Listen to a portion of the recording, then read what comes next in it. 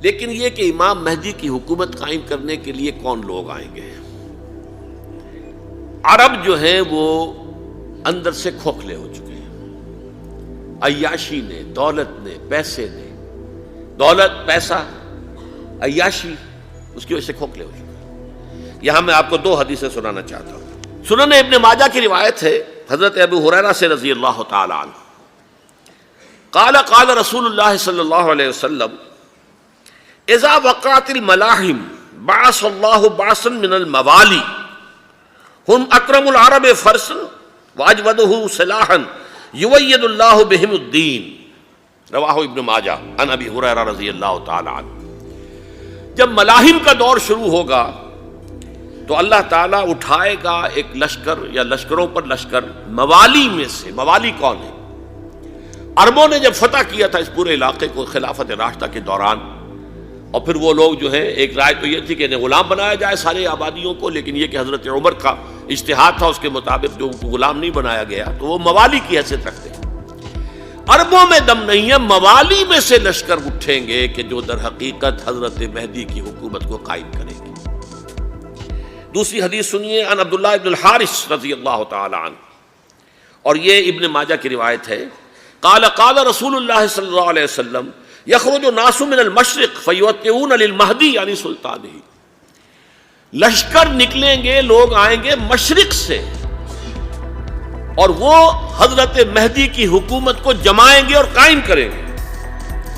اب ذرا نوٹ کیجئے کہ جزیرہ نماء عرب کے مشرق میں کون سے ملک ہیں؟ تین: ایران، افغانستان، پاکستان۔ یہ تین سالڈ مسلم ممالک، مسلم آبادی اکثریت۔ ویسے تو یہ کہ آگے ہندوستان میں 20 کروڑ مسلمان ہیں، لیکن وہ 20 کروڑ جو ہے وہ تو 80 کروڑ کے اندر تحلیل ہو جاتے ہیں غیر مسلموں میں، لیکن یہاں جو معاملہ ہے یہ خالص اکثریت کے معاملہ۔ ان میں سے ایران کا معاملہ جہاں تک ہے، نمبر 1 یہ کہ وہ شیعہ عقائد کے حصار میں بند ہے، اس سے ادھر ادھر ہونا اس کے لیے ممکن نہیں۔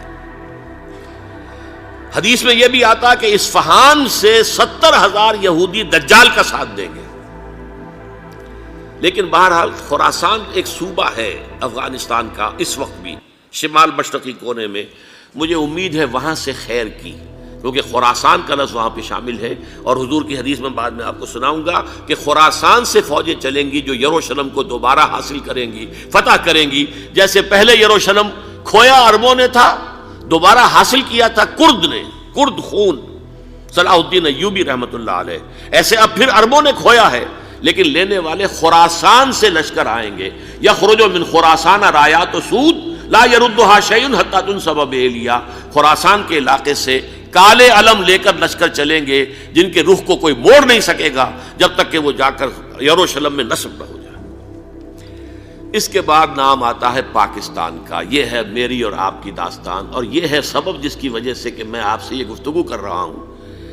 اصل میں تو کس لیے؟ محض ایک علمی استفادہ، محض اپنی بات آراء کو ظاہر کرنے کا شوق نہیں، بلکہ یہ کہ اپنی ذمہ داری ہم پہچانے کہ ہم کس مقام پر کھڑے ہیں۔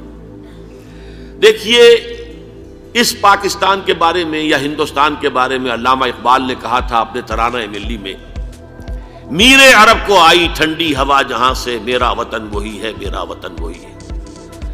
اور مجھے بتایا گیا کہ سنن ابی داؤد میں یہ روایت موجود ہے کہ حضور نے فرمایا کہ ہندوستان کی طرف سے مجھے ٹھنڈی ہوا آتی ہے، اگرچہ مجھے وہ حدیث ابھی نہیں ملی ہے، لیکن حزب التحریر کا ایک کارڈ مجھے ملا تھا، تو اس میں اس حدیث کا اور اس میں ابو داؤد کی روایت کا حوالہ موجود تھا۔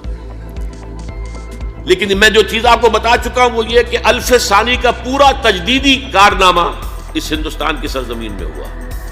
مجدد الف ثانی شیخ احمد سرندی، شاہ ولی اللہ دہلوی، سید احمد بریلوی، وہ تو ہمارے پاکستان میں آ کر جو ہے ان کا خون جذب ہوا ارض پاکستان میں۔ پھر شیخ الہند مولانا محمود حسن۔ تحریک خلافت چلی تو صرف ہندوستان میں چلی اور کہیں نہیں چلی۔ آزادی کی تحریک چلی پوری دنیا میں، وہ نیشنلزم کی بنیاد پر چلی، ملے نیشنلزم، عرب نیشنلزم، ترک نیشنلزم۔ ہمارے ہاں چلی تو اسلام کے نام پر پاکستان کا مطلب کیا؟ لا الہ الا اللہ۔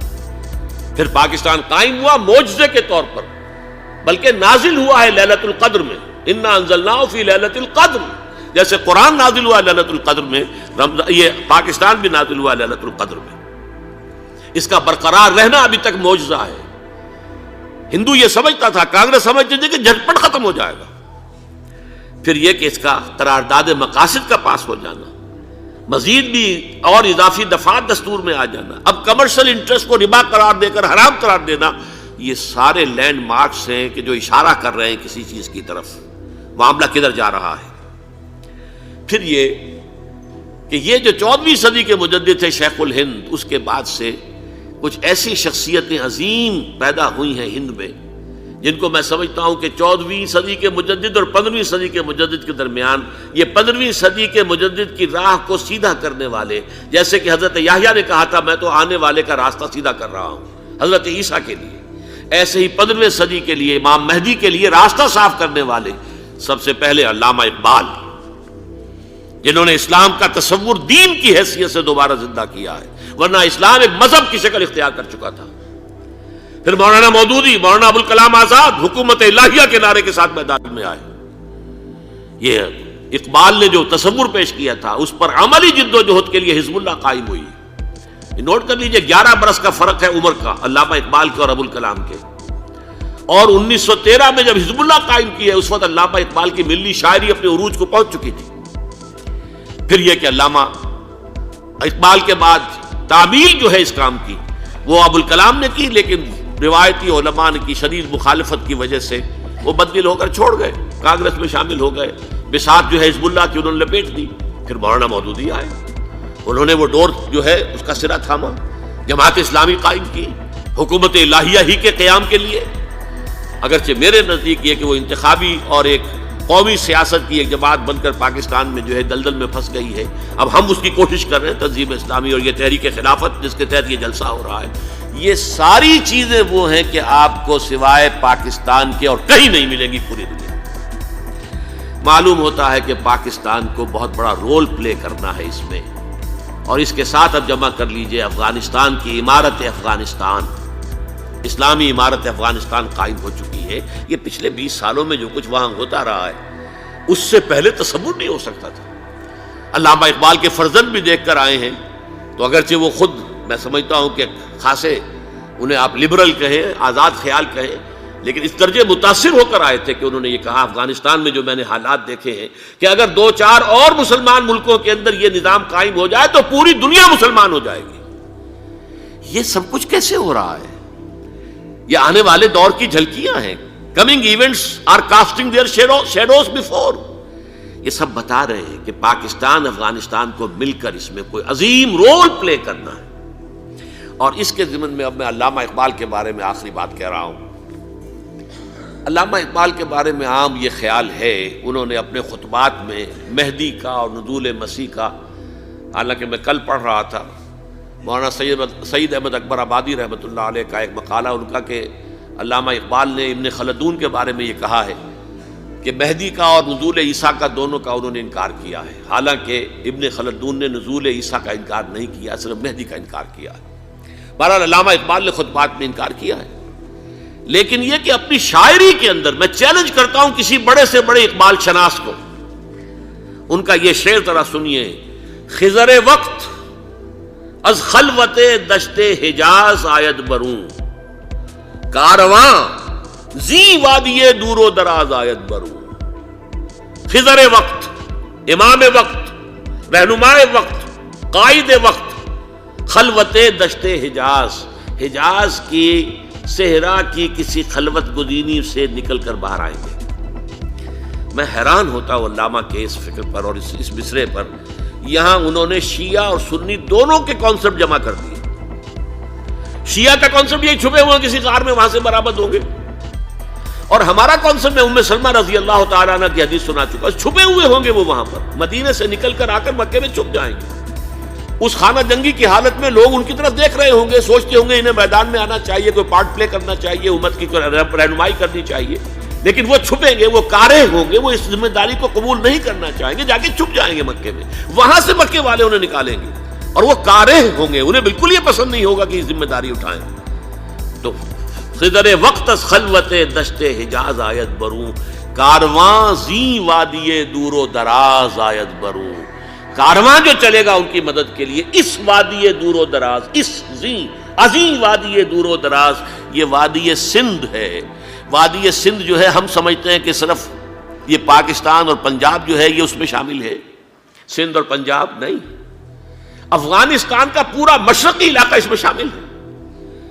جیسے دریائے جہلم سندھ میں جا رہا ہے، جیسے دریائے گلگت سندھ میں آ کر ملتا ہے، جیسے دریائے چناب اور راوی اور جہلم اور یہ سب جا رہے ہیں اور آ رہے ہیں، اسی طرح دریائے کابل کہاں سے آ رہا ہے، دریائے گومل کہاں سے آ رہا ہے، ڈوچی کہاں سے آ رہا ہے، یہ سارا جو ہے ڈرین جو ہو رہا ہے ایسٹرن جو ہے پارٹ آف افغانستان، یہ سب وادی ہے۔ اس وادی کے یہ دو حصے ہیں، ایک حصہ جو ہے یہ ادھر پاکستان میں ہے اور اسی وادی کا دوسرا حصہ جو ہے وہ افغانستان میں ہے۔ کارواں زی وادی دور و دراز آیت بروں، کارواں چلے گا یہاں سے، یخرج ناس من المشرق یؤتون للمہدی یعنی سلطان ہی، مشرق سے فوجیں چلیں گی کہ جو مہدی کی حکومت قائم کریں گی، اور یخرج من خراسان رایات و سود، اور خراسان سے سیاہ پرچم چلیں گے کہ جن کا رخ کوئی موڑ نہیں سکے گا، حتیٰ تنصب بیلیا، یہاں تک کہ وہ جا کر یروشلم کے اندر نصب ہو جائیں گے۔ حضرات، میں ایک میری گفتگو کا حصہ باقی تھا لیکن میں اسے چھوڑ رہا ہوں، اس لیے کہ گلوبلائزیشن جو اس کی ہوگی، جو خلافت علی منہاج النبوہ کی تجدید کامل حضرت مہدی کے ہاتھوں عرب میں ہوگی، اس سے پہلے اس کے لیے محنت، کوشش، جد و جہد پاکستان اور افغانستان میں ہو چکی ہوگی جو اسے سپورٹ کرے گی اور وہاں جا کر حکومت قائم کرے گی۔ اس کے بعد گلوبلائزیشن کا جو مرحلہ اس کا ہے وہ حضرت مہدی کے ہاتھوں نہیں ہے، وہ حضرت عیسیٰ ابن مریم ان کے نزول کے بعد ہے، جن کے نزول کے بعد دجال کا خاتمہ ہوگا اور یہودیوں کا استحصال ہوگا، مسلمانوں پر بھی بڑی تکالیف اربوں پر آئیں گی، شدائد آئیں گے، لیکن یہ وہ میں حصہ ملتوی رکھتا ہوں کسی دوسری محفل اور کسی دوسری مجلس اور نشست پر۔